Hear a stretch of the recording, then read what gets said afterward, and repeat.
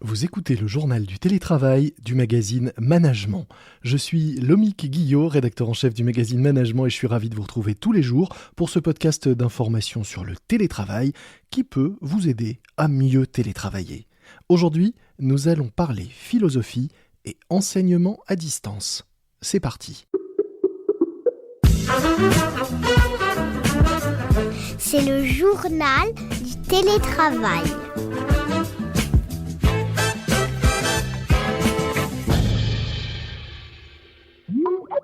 Aujourd'hui, dans le journal du télétravail de Management, j'accueille l'écrivain et philosophe Maxime Rovert. Bonjour Maxime. Bonjour Lomi. Vous avez publié en septembre chez Flammarion L'école de la vie, un essai dans lequel vous défendez l'idée qu'on ne peut apprendre qu'en étant en mouvement et en présence des autres.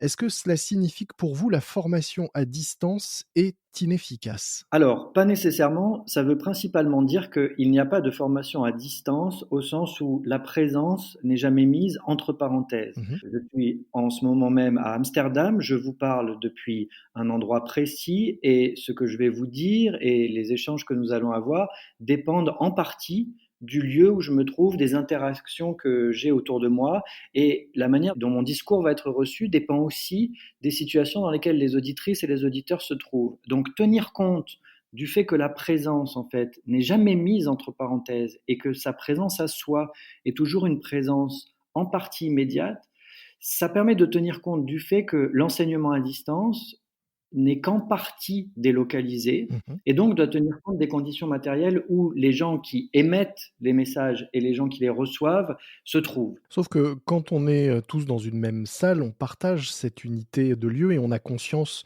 les uns comme les autres de l'endroit où on se trouve. Quand on est derrière un écran, moi j'ai conscience de l'endroit où je suis, mais j'ignore où vous vous trouvez et où se trouvent éventuellement des dizaines, voire puisque l'enseignement à distance et ces plateformes permettent une multiplication des auditeurs potentiels, je ne peux pas avoir forcément conscience de l'état dans lequel se trouvent ceux qui suivent cet enseignement. Exactement. Donc ça fait partie des difficultés de la distance ou du distanciel. Mmh. C'est qu'il y a un aveuglement beaucoup plus grand que d'habitude sur ce qu'on peut appeler notre altérité. C'est-à-dire qu'au fond, si nous étions face à face, on se connaîtrait pas beaucoup plus. Je resterai un mystère pour vous, vous un mystère pour moi. Mais l'ensemble des choses que nous mettrions en commun serait beaucoup plus vaste et nous permettrait d'avoir une sorte de terrain d'entente. À distance, c'est plus compliqué et ça suppose que, aussi bien dans les entreprises que dans les institutions d'enseignement, on tienne compte de cette diversité. D'autre part, cette diversité, quand on est ensemble dans une même pièce, elle est active. C'est-à-dire que ce qui se passe à l'intérieur de mon ventre parce que je viens de manger, ce qui se passe dans ma tête parce que je viens de me disputer, ce qui se passe symboliquement dans la manière dont vos mots résonnent à l'intérieur de moi avec mon expérience, toutes ces choses qui font partie en fait des échanges et des interactions humaines deviennent plus problématiques à distance puisqu'il est impossible de les lire sur le visage de l'autre, sur ses attitudes physiques et en fait d'échanger dans ce corps à corps tout à fait étrange qui est la coprésence. Et ce que j'essaie de montrer dans l'école de la vie, c'est que le corps à corps, on n'en parle pas beaucoup parce qu'on s'imagine toujours que les corps ne se parlent que lorsqu'ils sont en contact. Mais bien sûr qu'il y a, par le langage corporel, énormément de choses qui se disent, pas seulement entre un enseignant et ses élèves, mais aussi entre les élèves. Et ces choses-là sont indispensables à l'apprentissage. Oui, vous dites notamment que dans l'enseignement, le plus important, c'est pas ce qu'on passe, c'est la manière dont la personne réagit. Or donc à distance, la plus grande difficulté, pour revenir là-dessus, c'est de ne pas voir ceux qui, reçoivent ou qui suivent, la formation. Oui, et puis il y a beaucoup d'échanges informels en fait Mmh. qui jouent un rôle absolument fondamental dans l'apprentissage et même dans l'échange intellectuel. Je vais vous donner un exemple très concret. Là, je travaille dans un institut de recherche dont la fonction est de réunir des chercheurs de haut niveau pour mettre en commun leurs réflexions et le Covid fait que nous sommes contraints de nous réunir par Zoom. En fait, c'est pas tellement le protocole de l'échange au moment de se voir qui est dommageable à l'échange, c'est le fait qu'à la fin d'une conférence Zoom, on clique et on se sépare. Mmh. Or, c'est à la fin du cours, dans l'intercours, à la fin de la conférence, que se nouent les échanges les plus essentiels, ceux par lesquels on va commenter ce qu'on a entendu, quitte à témoigner de son insatisfaction ou au contraire à le prolonger par des questionnements différents. Et ce travail en fait de l'intime, il devient impossible quand on est à distance, puisque les échanges sont coupés de manière très raide en fait, très violente. Mmh. Je pense que c'est vraiment le rôle de l'informel naturel et de l'improvisation qui se trouve totalement niée dans des protocoles et des technologies qui ne savent pas encore le prendre en compte. Un journaliste, par exemple, il sait très bien que quand il dit « Bon, ben, merci beaucoup, l'interview est terminée », il y a une chose qu'il ne faut pas faire, c'est couper le micro.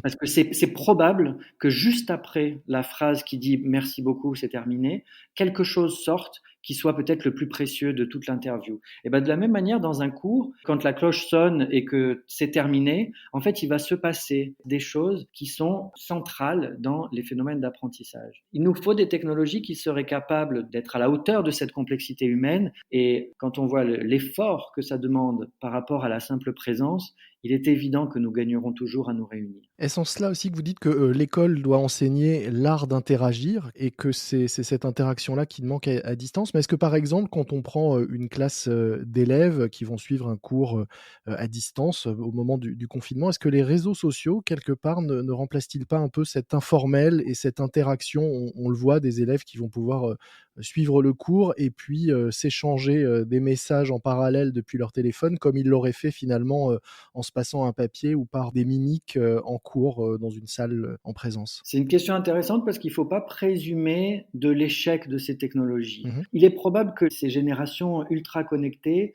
réussissent à exprimer et à faire passer des choses d'une manière qui, pour nous, est insatisfaisante. En revanche, j'observe une chose qui est certaine, c'est que pour l'instant, les réseaux sociaux accélèrent les échanges. C'est-à-dire ça va vraiment très très vite. Mmh. Et en réalité, il y a un temps du corps humain, un temps même du cœur humain, le temps de l'émotion, etc., qui bénéficie des moments de ralentissement. Donc si vous les accélérez trop, en fait, vous allez rendre les échanges superficiels, ils vont tendre très facilement au conflit.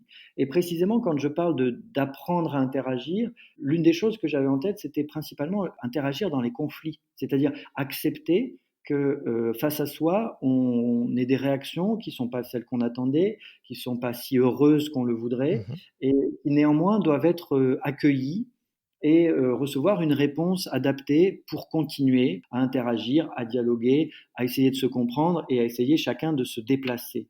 Et donc, c'est ce déplacement-là qui est rendu impossible par le jeu d'absence-présence qui est celui des réseaux sociaux, puisque si certes je peux m'exprimer, vous verrez que très peu lisent ce qui est émis et encore moins d'utilisateurs le lisent bien, avec attention, avec bienveillance, avec générosité.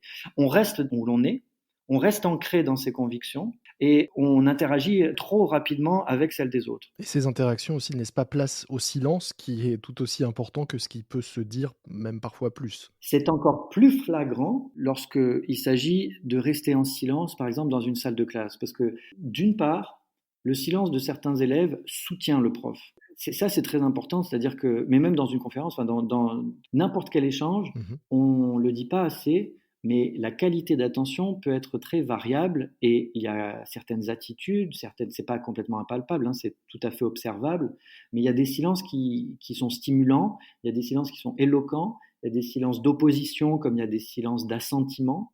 Ces choses-là nourrissent un locuteur ou une locutrice. Donc, effectivement, il y a des interactions non verbales qui sont pourtant inscrites et même qui sont le socle de nos échanges verbaux et qui sont fondamentales dans la production des savoirs. Je laisse un silence. Vous dites, également, c'est d'ailleurs, le sous-titre de votre livre, que l'apprentissage doit être, l'objet d'un désir. Or, à distance, ça va dans le sens de ce que vous venez de dire. Est-ce que l'engagement étant, moins important, on est derrière un écran, on ne fait pas l'effort de se déplacer, cela veut dire que le désir est moins fort? Ou est-ce que si le désir est aussi fort du côté de celui qui vient pour apprendre, le problème c'est qu'en face, on ne le ressent pas nécessairement puisqu'il y a cet écran, et cette séparation entre celui qui enseigne et celui qui apprend. C'est une question délicate parce que la comparaison n'est pas unilatéralement au bénéfice du présentiel, comme on dit. Pourquoi? Mmh mh. Que le présentiel, il ne faut pas non plus se leurrer sur ce que c'est qu'une présence en classe. L'attention est volatile. Mmh. De la même manière, on peut tout à fait imaginer qu'en distanciel, on ait des individus tout à fait impliqués. Donc, il y a beaucoup de cas de configuration possibles. Il ne faut pas complètement rejeter ni l'un ni l'autre. Il faut essayer de voir quelles sont les configurations très subtiles qui permettent, quand on est en présence les uns des autres, d'attirer l'attention et de faire en sorte qu'il y ait des dynamiques de groupe comme ça, que l'intelligence collective fonctionne. Et puis, quand on est en distanciel, toute la difficulté, c'est d'organiser le même type de choses, sauf que c'est chacun, justement, dans son environnement immédiat, qui va devoir le mettre en place. Donc, il y a un défi décuplé, mais il n'est pas perdu d'avance. C'est vrai que vous dites, que l'enseignement et l'apprentissage passent par le dialogue et les interactions physiques, mais il y a parfois des cours en présence magistraux dans lesquels il y a finalement assez peu de dialogue et très peu d'interactions, physiques également. Exactement, on peut tout à fait naufrager des interactions productrices de savoir en étant en présence, précisément dans cette espèce de scénographie qu'on a héritée de toute une histoire, hein, de la mise en scène du savoir, quoi. Et on sait que les amphithéâtres bondés de la Sorbonne ne sont pas des lieux idéalement configurés pour faire des interactions fructueuses. C'est aussi pour ça qu'il y a des TD, des travaux dirigés, des plus petits groupes, etc. Donc, de ce point de vue, on peut tout à fait imaginer remplacer des cours magistraux par d'autres formats de cours. En fait, quand on réfléchit à l'enseignement, on peut toujours imaginer des choses nouvelles Mmh. sans nécessairement se jeter sur les nouvelles technologies comme si c'était la panacée, mais sans nécessairement non plus, je dirais, se crisper sur la manière dont on faisait jusqu'à présent, comme si cette manière était satisfaisante. Alors malgré tout, depuis tout à l'heure, j'ai l'impression qu'on parle beaucoup d'interaction à travers un écran et à travers des technologies, mais avec, de chaque côté de l'écran et des appareils, des humains et des personnes.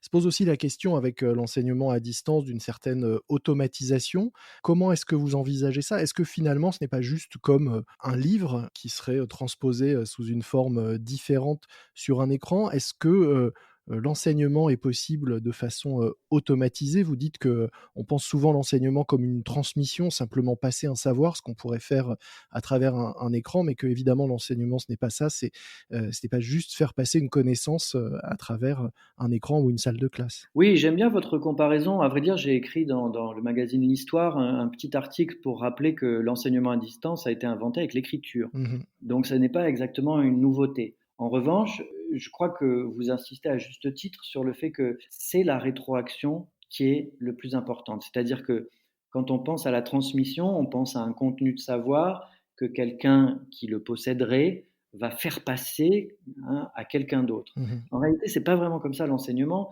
parce que c'est la manière dont le quelqu'un d'autre va réagir qui va engendrer l'acte d'apprendre. Donc on ne transmet pas de manière unilatérale, on transmet lorsque quelqu'un reçoit. L'enseignement, il est fait de boucles en fait, et pas d'une relation unilatérale.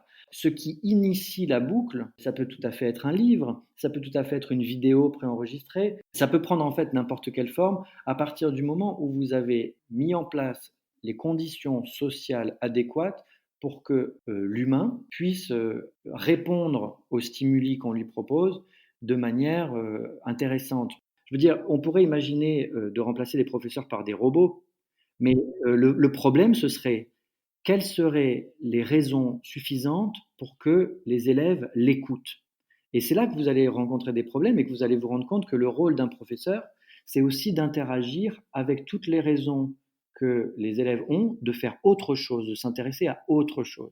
Et si mon bouquin s'appelle L'école de la vie, c'est aussi pour rappeler que les humains apprennent tout le temps, de tout, partout. Si vous laissiez vos enfants à la rue, ils apprendraient beaucoup de choses. Ils apprendraient très vite d'ailleurs. Ils apprendraient d'une manière un peu chaotique, ils se tromperaient beaucoup, ils apprendraient de manière très douloureuse. Et c'est aussi pour ça qu'on a inventé des institutions d'enseignement pour faire en sorte que l'apprentissage soit plus rapide et peut-être moins douloureux. C'est pour ça aussi, mais c'est un autre sujet que la question de la reconnaissance est à ce point, centrale et est un vrai sujet dans le monde de l'entreprise et du travail et la distribution de bons points par une machine ne remplace pas, cette quête, de reconnaissance qu'ont de nombreux, salariés, aujourd'hui. Mais c'est un autre sujet ça encore. Oui, mais c'est très intéressant parce que la demande de reconnaissance, c'est vraiment l'un des moteurs fondamentaux de l'être humain. Ça a été bien étudié par Axel Honneth dans un livre qui s'appelle La lutte pour la reconnaissance.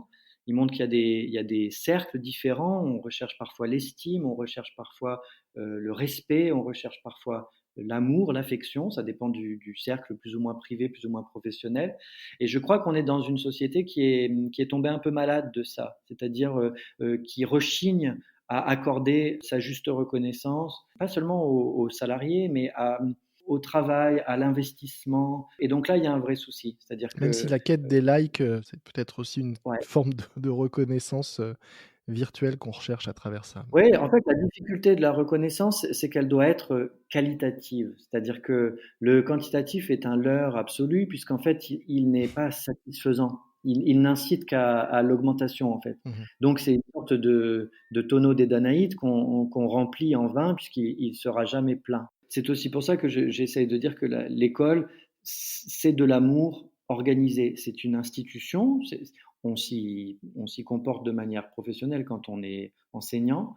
Et pourtant, en fait, ça n'est rien d'autre que de l'amour qui passe des plus âgés vers les plus jeunes et des plus jeunes vers les plus âgés. Et cet amour, il est structuré autour des savoirs. Et il sera plus difficile d'aimer un robot ou une machine, qu'un enseignant ou un formateur, que l'on a, soit en face, physiquement ou même, à distance, mais avec lequel on a une interaction, humaine et réelle. C'est-à-dire qu'à un moment, vous serez en dialogue avec des gens que vous aimez. Merci beaucoup, Maxime Rovère. Beaucoup de sujets, beaucoup d'autres choses à dire sur ce sujet, mais pour ceux qui ont envie d'en savoir plus, et je suis sûr qu'après cet échange, ils seront nombreux, je les invite évidemment à aller, lire «L'école de la vie» que vous avez publié en cette rentrée, chez, Flammarion. Nous mettrons un lien vers la présentation, de votre livre dans les notes de cet épisode. Je rappelle par ailleurs que vous êtes, philosophe, écrivain et chercheur, donc on peut le dire. Tout à fait. Je suis en ce moment membre de l'Institut d'études avancées de Amsterdam. Merci de nous avoir consacré ce temps depuis, Amsterdam à distance pour évoquer, ce sujet de la formation et de l'enseignement à travers, les écrans qui est devenu, plus qu'habituel, et plus que familier à beaucoup ces derniers mois. Merci Lomi. C'est la fin du journal du télétravail, le podcast du magazine Management, un autre podcast que je vous recommande, les grands managers de l'histoire ou des leçons de management inspirées de personnages historiques. Les grands managers de l'histoire, un podcast du magazine Management à écouter sur l'ensemble des plateformes d'écoute. Des plateformes où vous retrouvez également notre podcast. N'hésitez pas à vous abonner, vous ne manquerez ainsi aucun nouvel épisode. Moi je vous dis à très vite, d'ici là soyez prudents, respectez les consignes et les gestes barrières, portez-vous bien et bon télétravail à tous. C'est le journal du télétravail.